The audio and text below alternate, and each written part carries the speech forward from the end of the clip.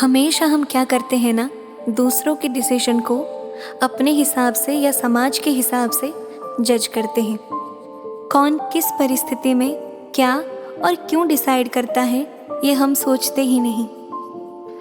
ज़्यादातर वक्त हम लोगों के अंदर क्या भावनाएं हैं, उससे ज़्यादा हम उनके शब्दों को मान लेते हैं। उनकी प्रॉब्लम्स या उनकी चालाकी हम कभी समझते ही नहीं। चलिए आज इसके ऊपर एक छोटी सी कहानी सुनते हैं। हाय, मैं शुभश्री। आप सुन रहे हैं 14th episode of Wednesday stories with Shubhashree.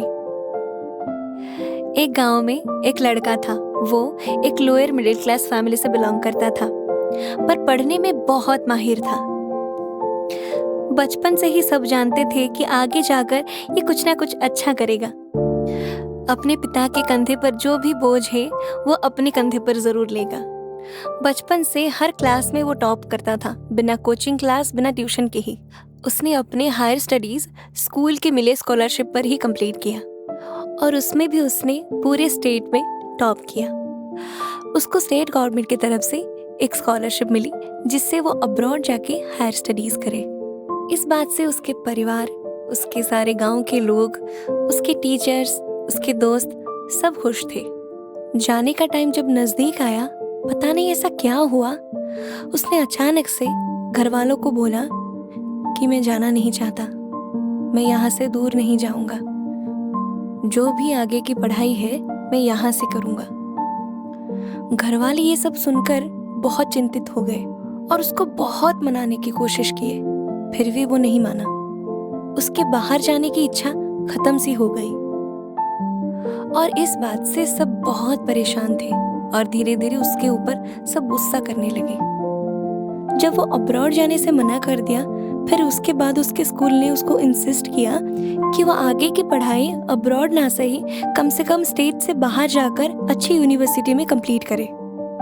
और ये बात भी उसको मंजूर नहीं थी।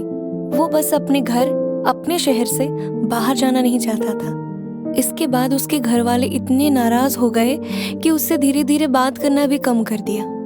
जब उसको सब पूछते थे कि उसने अपना करियर ऐसा खराब क्यों किया, तब वो बोलता था कि मुझे बस घर पे ही रहना है, एक सिंपल सी लाइफ चाहिए, एक छोटी सी नौकरी करूंगा और अपने परिवार के साथ ही रहूंगा। उसने अपने शहर के कॉलेज में पढ़ाई की और उसके बाद वो अपने गांव के स्कूल में ही टीचर बना। ऐसे चलते चलते कुछ साल के बाद उसके घर वाले उसकी शादी करवाना चाहे और उसको पूछे कि तुम्हें किस तरह की लड़की चाहिए, और उसने बोला कि मुझे कोई भी लड़की नहीं चाहिए, क्योंकि मुझे शादी ही नहीं करनी है। ये सुनकर उसके घर वाले बोले कि इसको क्या हो गया है, पहले पढ़ाई और उसके बाद अभी शादी नहीं करनी है, बार बार ऐसे गलत डिसीजन अपने लिए क्यों ले रहा है।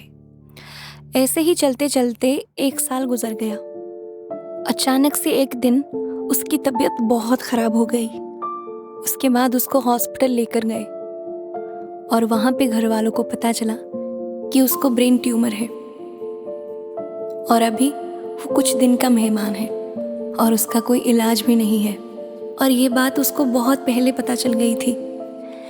तब घर वालों को पता चला कि अब्रॉड वो किस लिए नहीं गया और शादी करने के लिए राजी भी क्यों नहीं था, क्योंकि उसको पता था पहले से ही उसका ट्यूमर का इलाज नहीं हो सकता और जिंदगी के बाकी कुछ साल वो अपने घर पे बिताना चाहता था। घर वालों को बहुत बुरा लगा कि इतने साल उसको ना समझ के हमने कितना कुछ नहीं कहा, और हम खुद गुस्से में उससे कितना दूर हो गए। तो ये थी आज की कहानी। इस कहानी से हम 2 चीजें सीखते हैं। पहला, शब्दों के पीछे छिपे हुए इंटेंशंस को समझना, और दूसरा, अपनों से बातें छिपाना, क्योंकि ये भी गलत है।